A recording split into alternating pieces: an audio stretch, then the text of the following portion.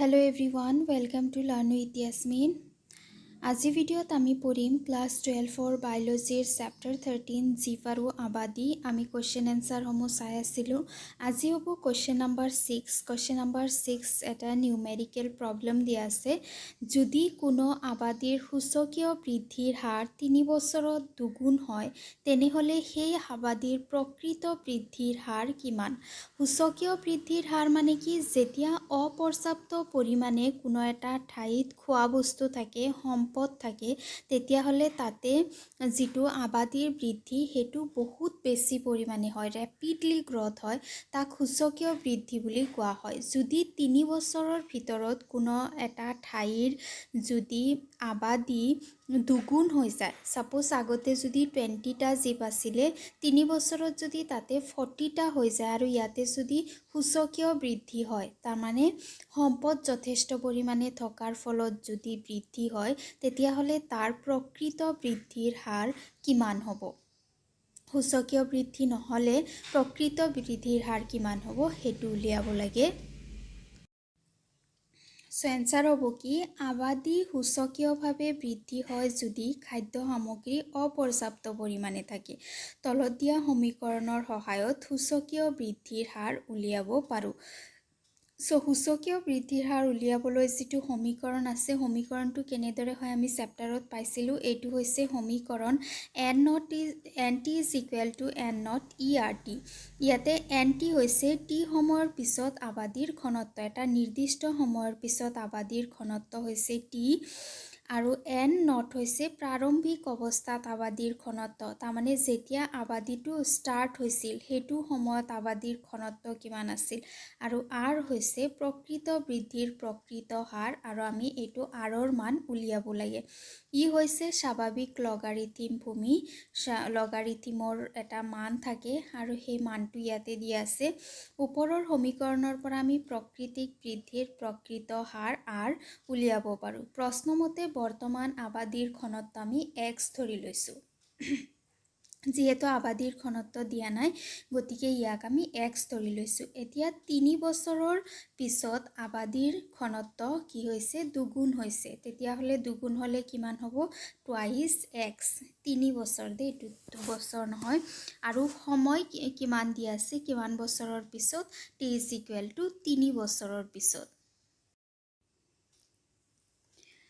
দিয়া twice x হৈছে কিমান আমাৰ আবাদী যেটো দুগুণ হৈছে x3r আমাৰ সমীকৰণত আমি মানবোৰ বহুৱাই দিছো এতিয়া দুয়োফালৰ পৰা যদি আমি x কেনসেল কৰো তেতিয়া হলে 2 = e3r হ'ব এতিয়া আমি কি কৰিম দুয়োফালে লগ বহুৱাম দুয়োফালে লগ বহুৱালে কি হ'ব log 2 হ'ব log 2 = 3r log 3 এতিয়া আমি কি কৰিম এই যেটো 3 log e আছে 3 log e r টো বাদ দি পেলাই 3 log e যিখিনি আছে সেইখিনি আমি এইফালে আনিম যদি আমি এইফালে আনো তেতিয়া হলে ই কি হৈ যাব এই log 2 ৰ হৈতে ডিভাইড হৈ যাব ডিভাইড হৈ কি হ'ব 3 log e হ'ব = r আৰু আমাক r ৰ মান উলিয়াব লাগে এতিয়া মান বহুৱাব লাগে এতিয়া 3 * log e ৰ মান হৈছে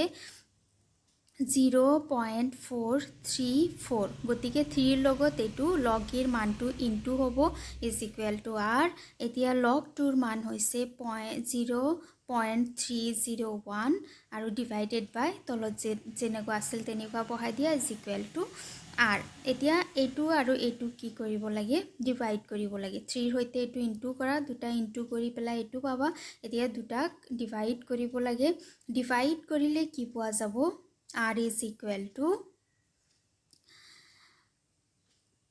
0.2311 এটো হৈছে কি r ৰ মান আবাদীৰ প্ৰকৃত বৃদ্ধিৰ প্ৰকৃত হাৰ হৈছে 0.2311 তাৰ মানে 3 বছৰত যদি সূচকীয় বৃদ্ধি ডাবল হয় তেতিয়া হলে প্ৰকৃত বৃদ্ধিৰ হাৰ হ'ব এটো হৈ গল কুৱেশ্যন নম্বৰ 7 তৃণভোজী প্ৰাণীৰ বিৰুদ্ধে লোৱা উদ্ভিদৰ প্ৰতিৰক্ষাৰ কৌশলসমূহৰ নাম লিখা। উদ্ভিদবোৰক তৃণভোজী প্ৰাণীয়ে খায় ৰাইট। গতিকে তৃণভোজী প্ৰাণীবোৰৰ পৰা বাচিবলৈ উদ্ভিদে কিছুমান প্ৰতিৰক্ষা ব্যৱস্থা গ্ৰহণ কৰে। সেই ব্যৱস্থাবোৰৰ বিষয়ে লিখিব লাগে। এনচাৰ হৈছে বহুত উদ্ভিদে বাহ্যিক আৰু ৰাসায়নিক প্ৰক্ৰিয়াৰ দ্বাৰা তৃণভোজী প্ৰাণীৰ পৰা নিজকে প্ৰতিৰক্ষা কৰে। প্ৰতিৰক্ষা ব্যৱস্থা দুই ধৰণৰ হয়। এটা হৈছে বাহ্যিকভাৱে সিহঁতৰ গঠন, সিহঁতৰ আকৃতি বাহ্যিকভাৱে পৰিৱৰ্তন কৰি লয়, আৰু এটা হৈছে ৰাসায়নিক পদাৰ্থ ইহঁতে নিঃসৰণ কৰি পেলাই প্ৰতিৰক্ষা ব্যৱস্থা কৰি লয়। বাহ্যিক প্ৰতিৰক্ষাৰ ব্যৱস্থাসমূহ হ'ল নম্বৰ 1, কেকটাছ উদ্ভিদৰ পাতবোৰ কাঁইটলৈ ৰূপান্তৰিত হয় যাতে তৃণভোজীয়ে ইয়াক খাব নোৱাৰে। বাহ্যিক পৰিৱৰ্তনৰ এটা উদাহৰণ হৈছে আমি বহুত উদ্ভিদত কাঁইট দেখিবলৈ পাওঁ, আৰু কাঁইট থাকিলে তেনেকুৱা ধৰণৰ উদ্ভিদসমূহ তৃণভোজীয়ে খুব বেছি নাখায়। গতিকে এইটো এটা প্ৰতিৰক্ষাৰ উপায়। নম্বৰ 2, কিছুমান উদ্ভিদৰ পাতৰ মাজত কাঁইট থাকে যিয়ে ইয়াক তৃণভোজীৰ পৰা ৰক্ষা কৰে। গছতো কাঁইট থাকে, কিছুমানৰ আকৌ পাতৰ মাজত থাকে। তৃণভোজী প্ৰাণীয়ে সাধাৰণতে পাতবোৰ খায়, আৰু পাতত যদি কাঁইট থাকে তেতিয়াহ'লে ইহঁতে ইয়াক খাব নোৱাৰে। নম্বৰ 3, একাচিয়া, সাগৰ ফেনা আদিয়ে কাঁইট বা কণ্টকৰ দ্বাৰা অংগসংস্থানিক প্ৰতিৰক্ষাৰ উপায় কৰি লয়। একাচিয়া, সাগৰ ফেনা হৈছে এনেকুৱা ধৰণৰ উদ্ভিদৰ উদাহৰণ যিয়ে সেই উদ্ভিদৰ অংগৰ ৰূপান্তৰ ঘটাই পেলাই কাঁইটলৈ পৰিণত কৰে যাতে ইহঁতে বাচিব পাৰে কিহৰ পৰা? পৰভক্ষীৰ পৰা। তাৰপিছত ৰাসায়নিক পদাৰ্থৰ দ্বাৰা প্ৰতিৰক্ষাৰ ব্যৱস্থাসমূহ। ৰাসায়নিক পদাৰ্থৰ দ্বাৰা কেনেদৰে ইহঁতে তৃণভোজীৰ পৰা বাচিব পাৰে তাৰ কেইটামান পইণ্ট চাওঁ আমি।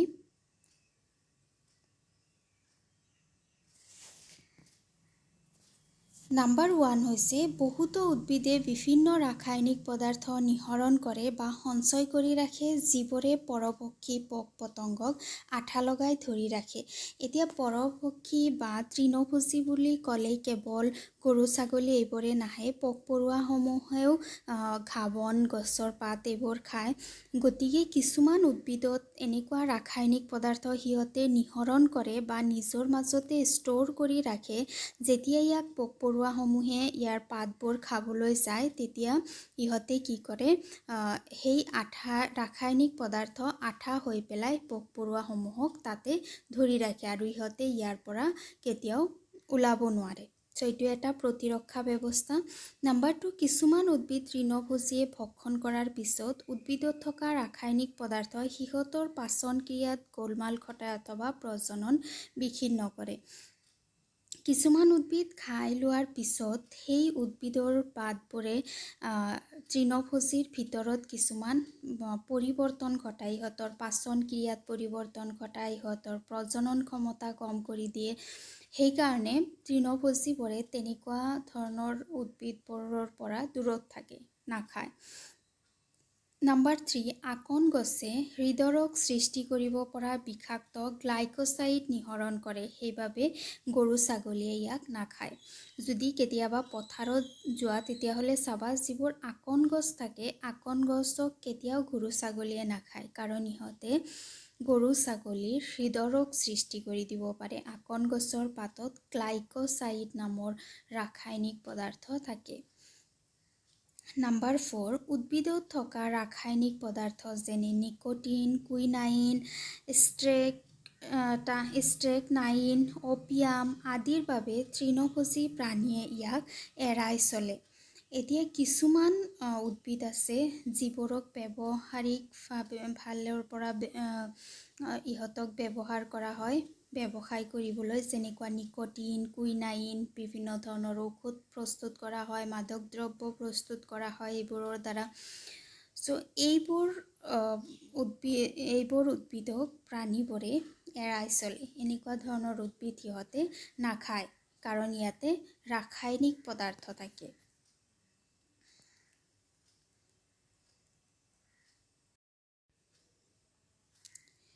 কুৱেশ্যন নম্বৰ 8, কপৌ ফুল এজোপা আম গছৰ ওপৰত গজে।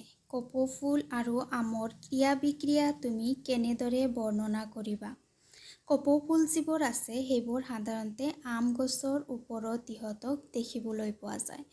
আম গছত ইহঁতে আশ্ৰয় লয়। চ' ইহঁতৰ মাজত যিটো ক্ৰিয়া বিক্ৰিয়া আছে ইয়াক কি বুলি বৰ্ণনা কৰিবা? এনচাৰ হৈছে কপৌ ফুল এজোপা আম গছৰ ওপৰত গজে তেতিয়া ইহঁতৰ ক্ৰিয়া বিক্ৰিয়াক সহভোজিতা বুলি কোৱা হয়। এই প্ৰক্ৰিয়াত এটা প্ৰজাতি উপকৃত হয়, আনটোৰ উপকাৰ আৰু অপকাৰ একো নহয়। তাৰমানে সহভোজিতা মানে কি যে এটা প্ৰজাতি ইয়াৰ পৰা উপকৃত হ'ব আৰু আনটো প্ৰজাতিৰ উপকাৰ অপকাৰ একো নহয়। গতিকে যেতিয়া কপৌ ফুল এজোপা আম গছৰ ওপৰত গজে এই ক্ৰিয়া বিক্ৰিয়াক সহভোজিতা বুলি নাম দিয়া হয়। ওপৰৰ ক্ৰিয়া বিক্ৰিয়াত কপৌ ফুল উপকৃত হয় কাৰণ ই আম গছৰ পৰা আশ্ৰয় পায় আৰু আম গছৰ উপকাৰ একোৱে নহয়। ইহঁতে আশ্ৰয় লয় কিন্তু ইহঁতে আম গছৰ পৰা পুষ্টি আদি শোষণ নকৰে। গতিকে আম গছৰ উপকাৰ বা অপকাৰ একো নহয়। কিন্তু কপৌ ফুলৰ গছজোপাই আম গছৰ পৰা আশ্ৰয় পায়। কুৱেশ্যন নম্বৰ 9, নাহক পোক-পতংগৰ নিয়ন্ত্ৰণৰ বাবে কেনে বাস্তৱবিদ্যাসন্মত জৈৱ নিয়ন্ত্ৰণ পদ্ধতি প্ৰয়োগ কৰিবা? নাহক পোক-পতংগ যিবোৰ পোক-পতংগ ক্ষতিকাৰক হয় সেইবোৰ নিয়ন্ত্ৰণ কৰাৰ কাৰণে জীৱবিজ্ঞানৰ ফালৰ পৰা কেনেকুৱা ব্যৱস্থা গ্ৰহণ কৰিব পৰা যায়? এনচাৰ হৈছে নাহক পোক-পতংগৰ নিয়ন্ত্ৰণৰ বাবে পৰভক্ষী বাস্তৱবিদ্যাসন্মত জৈৱ নিয়ন্ত্ৰণ পদ্ধতি প্ৰয়োগ কৰা হয়। পৰভক্ষী বাস্তৱবিদ্যা মানে কি? যিবোৰে বেলেগ জীৱক খায়। এতিয়া পোক-পতংগ যিবোৰ আছে সেইবোৰক যিবোৰ প্ৰাণীয়ে খায় সেই প্ৰাণীবোৰক কি বুলি কোৱা হয়? পৰভক্ষী বুলি কোৱা হয়। গতিকে পৰভক্ষীৰ দ্বাৰা আমি ইহঁতক নিয়ন্ত্ৰণ কৰিব পাৰোঁ। পৰভক্ষী হৈছে জীৱবিজ্ঞানৰ এনেকুৱা ক্ৰিয়া বিক্ৰিয়া য'ত পৰভক্ষী চিকাৰীয়ে ইয়াৰ চিকাৰক ভক্ষণ কৰে। গতিকে এই ক্ষেত্ৰত যিটো পৰভক্ষী হয় পৰভক্ষীবোৰে ইয়াৰ যিবোৰ চিকাৰ থাকে, চিকাৰ নাহক পোক-পতংগ হ'ব পাৰে, গতিকে ইহঁতক ধৰি পেলাই ইহঁতে খাই পেলায়।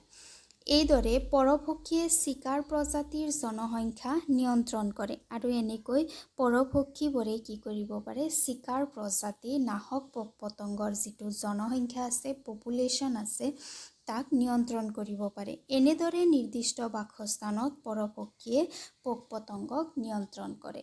এটা নিৰ্দিষ্ট বাসস্থানত এটা নিৰ্দিষ্ট আবাদীত পৰভক্ষীবোৰে ইহঁতৰ যিবোৰ প্ৰে প্ৰজাতি থাকে, চিকাৰ প্ৰজাতি থাকে সিহঁতক নিয়ন্ত্ৰণ কৰে। কুৱেশ্যন নম্বৰ 10, তলত দিয়াবোৰৰ পাৰ্থক্য লিখা। শীতনিদ্ৰা আৰু তাপ নিষ্ক্ৰিয়তা আৰু এটা আছে বহিঃতাপগ্ৰাহী আৰু অন্তঃতাপগ্ৰাহী। ইহঁতৰ মাজত পাৰ্থক্য লিখিব লাগে। শীত নিদ্ৰাকৰণ, তাপ নিষ্ক্ৰিয়তা। শীত নিদ্ৰাকৰণ মানে হৈছে কি? কিছুমান জীৱে শীতকালি ঠাণ্ডাৰ পৰা ৰক্ষা পাবৰ বাবে বিপাকীয় ক্ৰিয়াৰ হ্ৰাস ঘটায়। ইয়াকে শীত নিদ্ৰা বোলে। এনেকুৱা কিছুমান প্ৰাণী আছে যিবোৰ প্ৰাণীয়ে নিজৰ ভিতৰত যিটো উষ্ণতা তাক স্থিৰ ৰাখিব নোৱাৰে। বাহিৰৰ উষ্ণতা পৰিৱৰ্তন হ'লে ই নিজক স্থিৰ ৰাখিব নোৱাৰে, যাৰ কাৰণে ইহঁতৰ ভিতৰত যিবোৰ বিপাকীয় ক্ৰিয়া হয় দেহৰ ভিতৰত যেনেকুৱা ৰেচনতন্ত্ৰৰ কাম চলি থাকে, শ্বসনতন্ত্ৰৰ কাম চলি থাকে, হৃদযন্ত্ৰৰ কাম চলি থাকে, এই কামবোৰ ইহঁতে কমাই দিয়ে। হ্ৰাস কৰা মানে কমাই দিয়া, যাতে ইহঁতে কি কৰিব পাৰে? শৰীৰৰ উষ্ণতাখিনি বচাই ৰাখিব পাৰে আৰু ইয়াকে শীত নিদ্ৰাকৰণ বুলি কোৱা হয়। তাপ নিষ্ক্ৰিয়তা হৈছে গ্ৰীষ্মকালি কিছুমান জীৱে প্ৰবল উত্তাপ আৰু শুষ্কতাৰ পৰা বাচিবলৈ বিপাকীয় ক্ৰিয়া হ্ৰাস কৰে। ইয়াক তাপ নিষ্ক্ৰিয়তা বোলে। এইটো হৈছে শীত নিদ্ৰাকৰণৰ ওলোটা। কিছুমান এনেকুৱা প্ৰাণী আছে যিবোৰে গৰম দিনত গৰমৰ পৰা বাচিবলৈ বা যিটো গৰম দিনত শুকান এটা পৰিৱেশ থাকে তাৰ পৰা বাচিবলৈ সিহঁতৰ বিপাকীয় ক্ৰিয়া কমাই দিয়ে। আৰু যেতিয়া ইহঁতে বিপাকীয় ক্ৰিয়া কমাই দিয়ে ইহঁতে মৃত জীৱৰ দৰে দেখা যায়। বেলেগ জীৱে ইহঁতক মৃত জীৱ বুলি ভাবে কিন্তু ইহঁতে মৃত নহয়। আকৌ যেতিয়া পৰিৱেশ অনুকূল হয় ইহঁতে নিজৰ অৱস্থালৈ ঘূৰি আহে। ইয়াক তাপ নিষ্ক্ৰিয়তা বুলি কোৱা হয়। তাৰমানে যিখিনি শৰীৰৰ যিবোৰ সক্ৰিয় কাম গোটেইবোৰ কাম ইহঁতে নিষ্ক্ৰিয় কৰি দিয়ে, ইনএক্টিভ কৰি ৰাখে। শীত নিদ্ৰাকৰণৰ উদাহৰণ হৈছে যেনে ভালুকে শীত নিদ্ৰাত যায়। আৰু তাপ নিষ্ক্ৰিয়তাৰ উদাহৰণ হৈছে পানীত থকা প্ৰাণী যেনেকুৱা শামুক, মাছ, এইবোৰ তাপত যেতিয়া পানী কম হৈ যায় বা পানী গৰম হয় তেনে ক্ষেত্ৰত ইহঁতে তাপ নিষ্ক্ৰিয়তা অৱস্থালৈ যায়। ইয়াৰ পিছৰ পাৰ্থক্যটো হৈছে বহিৰ্তাপগ্ৰাহী আৰু অন্তঃতাপগ্ৰাহী। বহিৰ্তাপগ্ৰাহী হৈছে শীতৰক্তী প্ৰাণী যাৰ উষ্ণতা পৰিৱেশৰ উষ্ণতাৰ পৰিৱৰ্তনৰ সৈতে পৰিৱৰ্তন হয়। বহিৰ্তাপগ্ৰাহী মানে হৈছে কি যিবোৰ প্ৰাণীৰ যেতিয়া বাহিৰৰ উষ্ণতা পৰিৱৰ্তন হয় তেতিয়া সিহঁতৰ ভিতৰৰ উষ্ণতাও পৰিৱৰ্তন হয়, তাক বহিৰ্তাপগ্ৰাহী বুলি কোৱা হয়। আৰু অন্তঃতাপগ্ৰাহী মানে হৈছে এই প্ৰাণীবোৰৰ উষ্ণতা পৰিৱেশৰ সৈতে পৰিৱৰ্তন নহয়, স্থিৰ থাকে। তাৰমানে এই প্ৰাণীবোৰৰ ভিতৰত স্থিতিৰক্ষণশীলতা ক্ষমতা আছে। বাহিৰৰ উষ্ণতা যিয়ে নহওক কিয় সিহঁতৰ ভিতৰৰ উষ্ণতা সদায় একে থাকে, সেইকাৰণে ইহঁতক অন্তঃতাপগ্ৰাহী বুলি কোৱা হয়। বহিৰ্তাপগ্ৰাহীৰ উদাহৰণ হৈছে মাছ, উভচৰ প্ৰাণী, সৰীসৃপ প্ৰাণী। ইহঁতে উষ্ণতা পৰিৱৰ্তন কৰিব নোৱাৰে কাৰণে সিহঁতে ডায়াপজ স্তৰলৈ গুচি যায়, নিজৰ বৃদ্ধি বিকাশ পজ কৰি ৰাখে। যেতিয়া প্ৰতিকূল অৱস্থা পায় বা গ্ৰীষ্ম নিদ্ৰাত গুচি যায়। কিন্তু যিবোৰ অন্তঃতাপগ্ৰাহী আছে যিহঁতে স্থিৰ ৰাখিব পাৰে সেইবোৰ প্ৰাণীয়ে এনেকুৱা নকৰে। যেনেকুৱা স্তন্যপায়ী প্ৰাণী যেতিয়া গ্ৰীষ্মকাল বা শীতকাল আহে তেতিয়া সিহঁতে কোনো ধৰণৰ নিজৰ মাজত পৰিৱৰ্তন নানে, কাৰণ সিহঁতৰ ভিতৰত স্থিতিৰক্ষণশীলতা আছে যিয়ে শৰীৰৰ উষ্ণতা স্থিৰ কৰি ৰাখে। আজি ভিডিঅ'ত ইমানখিনিয়ে। ভিডিঅ' কেনেকুৱা পালা জনাবা, ভাল লাগিলে লাইক কৰিবা, বন্ধু বান্ধৱৰ সৈতে শ্বেয়াৰ কৰিবা আৰু চেনেল ছাবস্ক্ৰাইব কৰিবা। Thank U.